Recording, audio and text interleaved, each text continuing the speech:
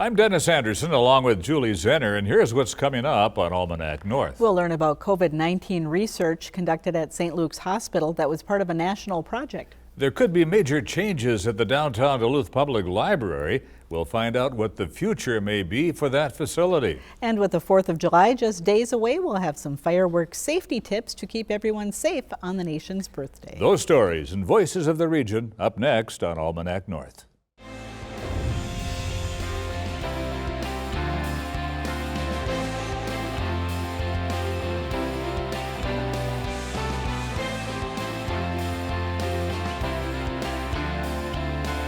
Hello and welcome to Almanac North. Thank you very much for watching. And Julie, it's one of the biggest weekends of the summer as we celebrate Independence Day. Should be a great fun time. Should be a great weekend.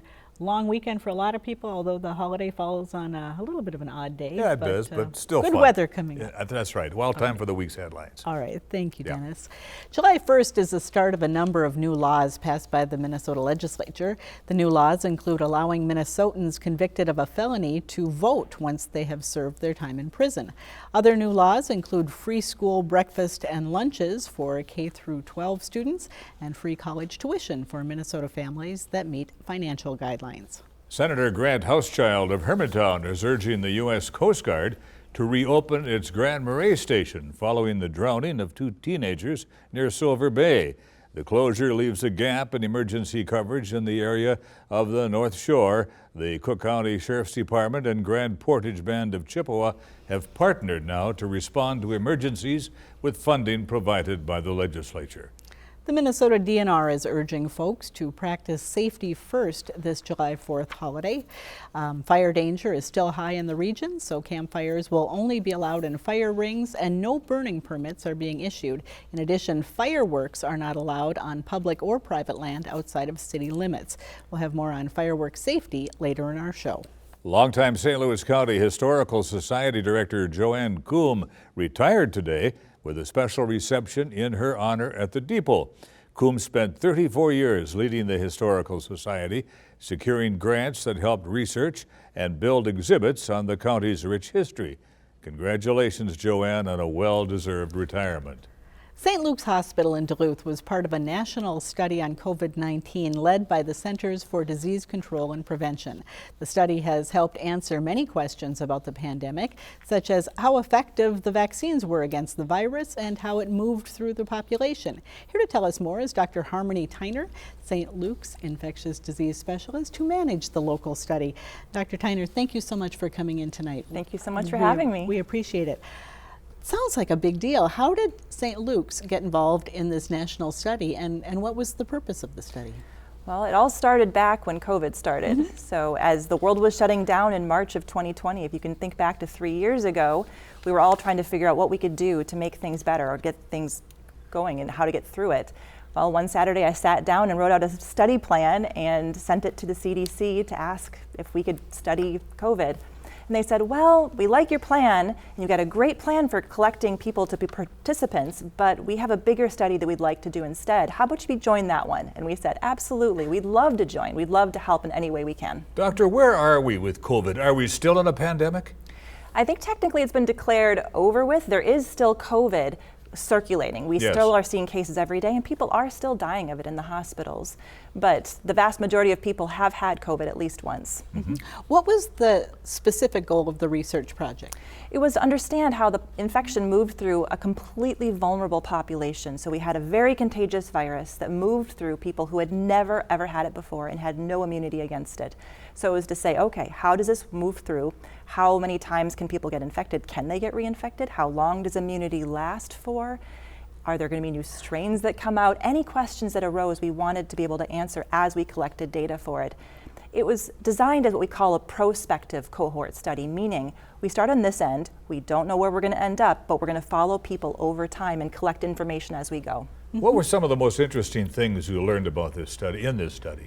Well, at the beginning, we didn't know we were going to have a vaccine, so we planned it knowing that we were watching for people who were going to get an infection, and we kind of wanted to know if they could get reinfected. And that didn't happen right away, so we were pretty excited that maybe it was protective. Then the vaccine came out, and we pivoted to trying to understand how well the vaccine protected people against all types of infection. And it turned out against the original strain, it worked great. And it turned out several doses of vaccine worked against Delta. Remember Delta? That was a while ago. Yes. And then Omicron came along and you needed the bivalent vaccine, but we learned that not everybody who had the original strain of virus developed antibodies. About 8% didn't develop antibodies. That was informative. We learned that if you had an infection, getting a dose of vaccine after you had infection actually gave you tremendous immunity. 2 doses of vaccine was better than infection alone. So it was good to get infection plus vaccine, Plus even the if, vaccine. yeah. And if you had been infected with COVID, your immunity would wane off by about 1 year later. So quite a few things. Who were the people who actually participated in this study? Was there a particular population that you were looking at? Yeah, so at the very beginning, which was when we designed the study, it was people who had to be out in populations, had to be out against, facing the public. A lot of people were able to work from home, and we really wanted to understand in people who are at highest risk. So it was frontline workers, which includes healthcare workers primarily, and then firefighters and your police officers and other first responders, and then also essential workers, so your grocery store workers, your teachers, everybody else who is incredibly important to keeping our society functioning were also included. And did you find out anything specific related to these populations? Yes, but it was a little bit nuanced, and it turns out nothing is black and white. There's always shades of gray, but a lot of what we learned had to do with what we call knowledge, attitudes, and practices. So people's assumptions about the world influenced their behaviors to the point where the people they hung out with would be influenced by those. So some people didn't really like to wear masks, and we found that that actually increased the risk of those populations. So let's say firefighters in Arizona were more likely to become infected, not just because they were firefighters, but because they also didn't like to wear masks in that particular population. We did not do anything about saying what was right or wrong or good or bad. We simply reported numbers and said, well, we observed this is how it seems to be. But in terms of actual populations, features like that came out. Doctor, how many different strains of the COVID virus are there? A lot. The ones that we hear about the most are the wild type, which was kind of the original strain, where you lost your sense of taste, you lost your sense of smell. We don't see that as much anymore. Then there was Delta, which was very contagious, but a little more mild than the original strain. And then Omicron came along, and there's several subvariants of Omicron now kind of circulating around. When you look at healthcare providers and those first responders and the frontline workers who are out there in the population, any future pandemic would also impact these same people. Yes. So are there things that were learned in this study that really would kind of help fortify that front line of people who once again would be the most vulnerable? That's an interesting question.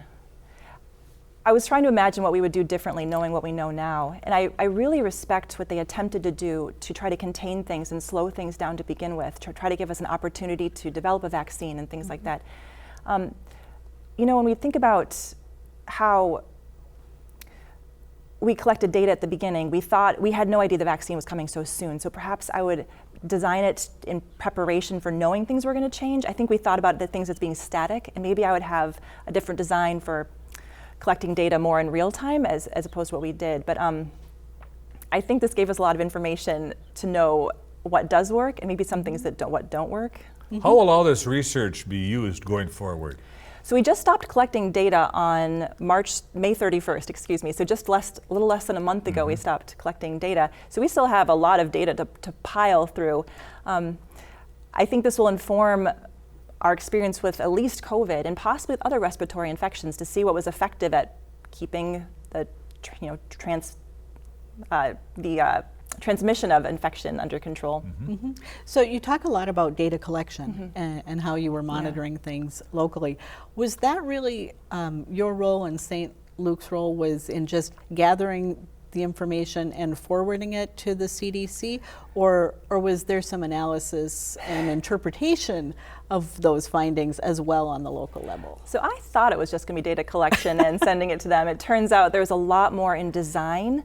So we had to actually build this study. I kind of thought we were going into a fully designed study. Nope, we had to build it and design it. And in real time, it was changing. So when the vaccine came out, we had to kind of redesign what we were doing to say, okay, now we want to see about vaccine efficacy. And then we had to kind of pivot to say, well, what about another dose? Now, what about children? So we ended up doing a lot of data collection, but we also participated heavily in design, and the analysis was done by statisticians, and we didn't participate in the statistics. I'm not good enough at math. Doctor, I've heard the term Whiteside Institute. Yes. What is the Whiteside Institute for Clinical Research? They are the glue that held this study together. So I cannot sing their praises high enough, but they are I believe a trust that exists because of Muriel Whiteside, who allowed for researchers to be funded through the University of Minnesota Duluth to work with St. Luke's Hospital and to make it possible for us to do research. So they provide personnel, including people to actually collect the data and to build our study for us here. And I could not do this. I'll say her name. Marilyn O'Dean was critical to this. So if she's listening and watching, thank you. You Wonderful. were amazing. Mm-hmm. What about the impact on St. Luke's itself? Participating in a national study like this, does it add prestige to the facility? Does it make it more likely, perhaps, that you'll be called upon for future studies? I'll answer the second part of the question first, and the answer is yes. So one of the things I was so proud of is that our data was some of the highest quality data. Turns out Minnesotans and our people at our hospital are very good at following directions, and they were the highest rate of responses with their swabs. They never missed swabs. They always did their blood draws. They always answered their surveys, and that's not true of people everywhere. So we had some of the highest quality data coming out of our facility for some of the lowest costs. So they definitely want us to participate in future studies just because we're very good at following rules, I think. Wonderful. I don't know about prestige. I don't think it's really about that, but I'm proud of being part of the study, and I know that many other people were as well. And it makes me proud to know that they were proud. All right. Very well, good. we are proud to have you here tonight sharing Thank the you so much. information. Thanks you, for Doctor. having me. You bet.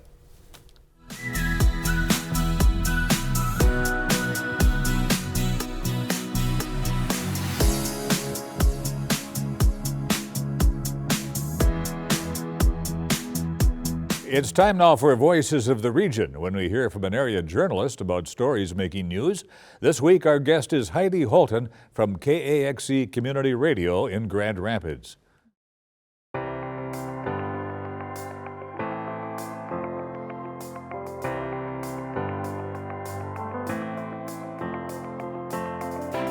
The Secretary of State, Steve Simon, was in northern Minnesota recently. We had a chance to talk with him about some of the election law changes in the 2023 Minnesota legislative session, which he described as an extraordinary session for democracy with a once-in-a-generation change.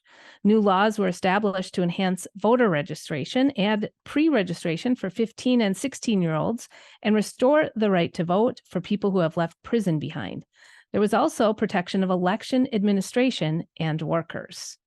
I asked Secretary Simon about citizens' involvement in elections. So in Minnesota, we call our poll workers election judges. They don't wear black robes. They don't have a gavel in their hand like a judge, but we call them election judges. And I like that title because they are judges in many ways. They're committed to fairness, not any particular side. They're committed to absolutely down the middle fairness. They take an oath to that effect as well. And by the way, being an election judge is a paid opportunity, not a volunteer job. Some people think these are all volunteers. They're not. They're paid. Remember, our office, the Office of the Secretary of State, we don't count a single vote, ever. That all happens in townships and cities and counties across Minnesota. And that teamwork is what really, really makes our election system particularly good and particularly effective. So we need 30,000 people every general election. 30,000, that's a small army to do that very important job.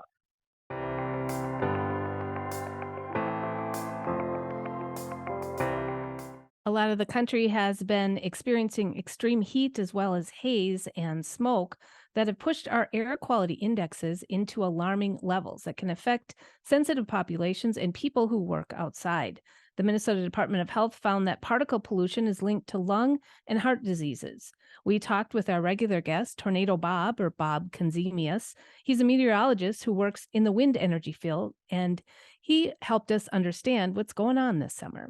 Yeah, once the fires get started, they usually keep going because Canada doesn't have much in the way of resources. A lot of the areas are pretty remote where these fires start, so it's not really very easy to get in there and put in a lot of firefighting resources, at least ground-based resources. You can do it by air a bit, but in Canada was pretty dry, at least especially over Alberta and Saskatchewan.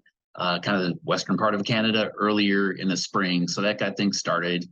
And during the summer, it's just hard to get a lot of cool, humid conditions and rainy conditions, steady rain to put them out over a widespread area. You do get thunderstorms, which can have some heavy rain. But the problem is those is they also have lightning, and they can also reignite fire. They can ignite new fires. So that's what you battle pretty much all summer long until things really start to cool down late in the summer. So once the fires get going, they usually stay going for a while, especially if you keep igniting new ones. It's hard to keep up with them. Bob says to keep watch on the air quality index, haze and smoke will be going on through most of our summer.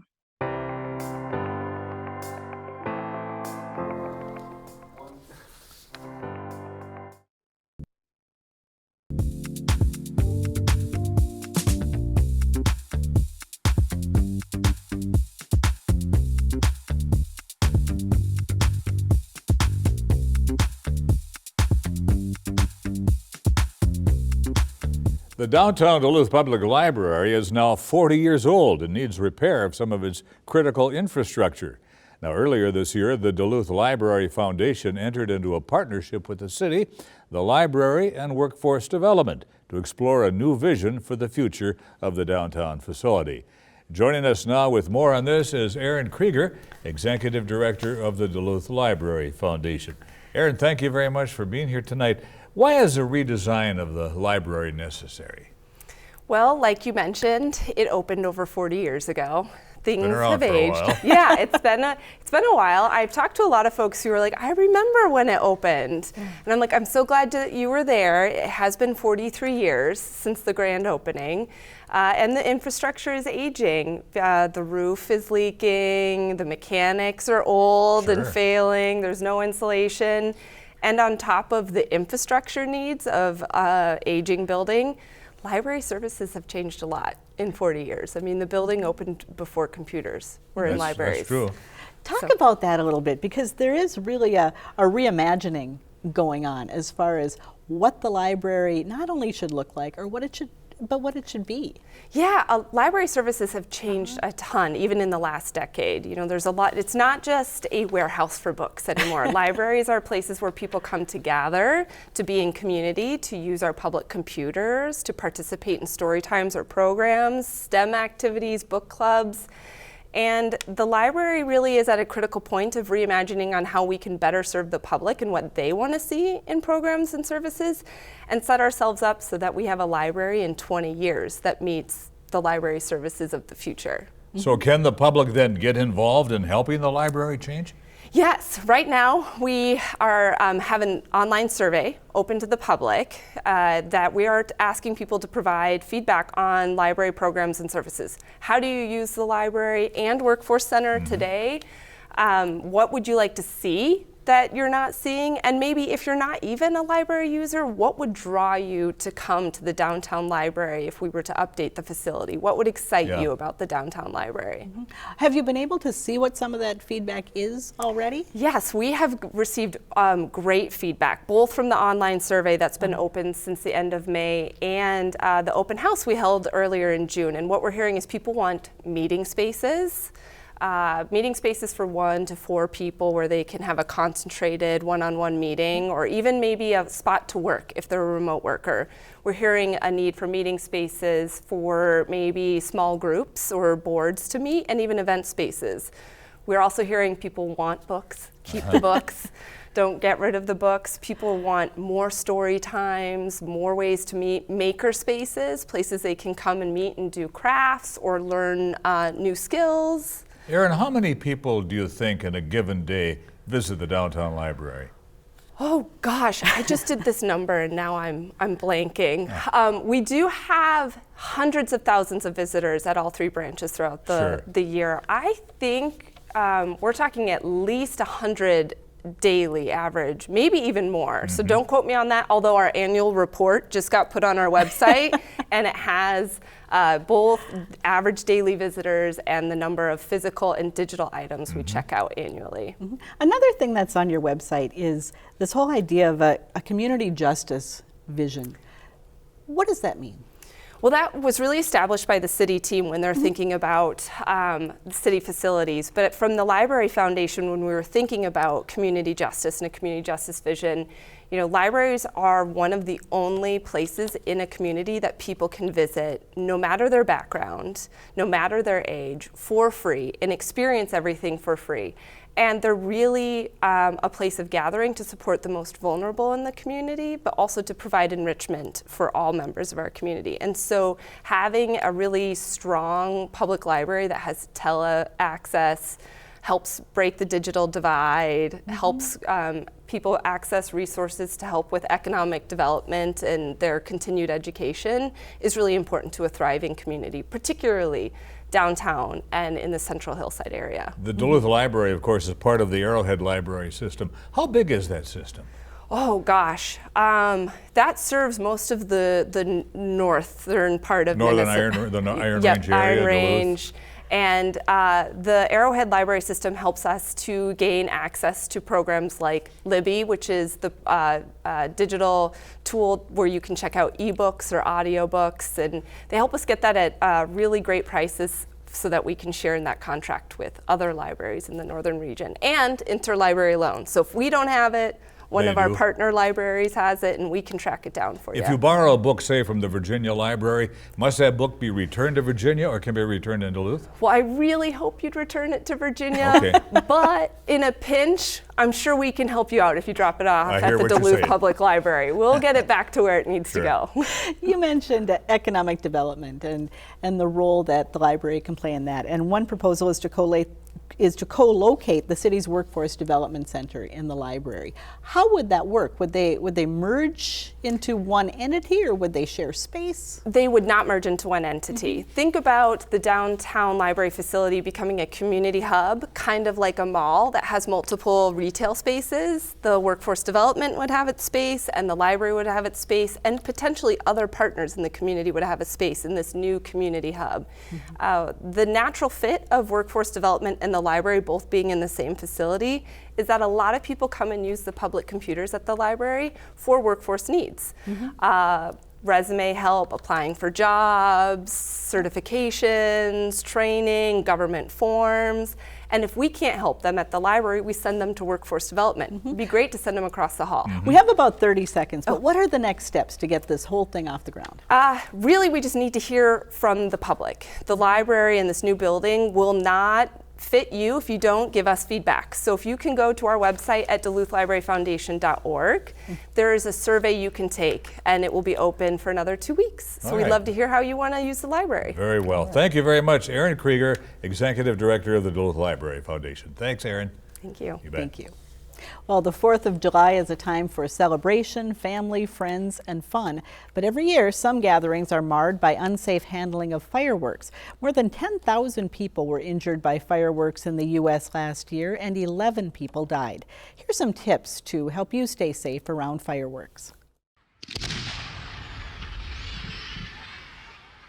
So we recently put out a report on deaths and injuries related to fireworks. Just last year, we had at least 11 deaths associated with them and over 10,000 trips to the emergency room related to fireworks. And the deaths range from kids who are 11 to 43. Most injuries have been caused by firecrackers, mortars, and also sparklers. And people don't think sparklers are dangerous, but they burn at about 2,000 degrees, which is as hot as a blowtorch, and are the leading cause of injuries for kids under 5 from fireworks. So never give kids fireworks, especially sparklers. What we want to bear in mind is that most children who are injured are bystanders. And bystander events happen by and large with private firework displays. So what we want to avoid is those in-home, in-the-backyard displays. In fact, the American Academy of Pediatrics specifically recommends against the backyard use of fireworks. The reason is they're just too dangerous for use by or around children. Even if you have adequate parental supervision, that's just not enough. We know that more than 50% of firework injuries happen in spite of adequate parental supervision at the time. Well, the best way to enjoy fireworks is to actually go to a professional show. They're the best looking and also the safest. But if you are going to use fireworks at home, a few safety tips. First of all, keep all fireworks away from children, including sparklers. Never use fireworks when you're under the influence. If you're going to use fireworks, light them one at a time. Light them, get away quickly. Never put a body part over the fireworks when you're using them. Have water close by, because if there's a dud, you never want to relight it. You want to douse it in water. And even the fireworks that have gone off, you want to make sure that they're soaked before you throw them away. When it comes to illegal fireworks, our message is clear. Don't make them, don't buy them, and don't use them. It can be extremely dangerous, and we see lots of injuries each year.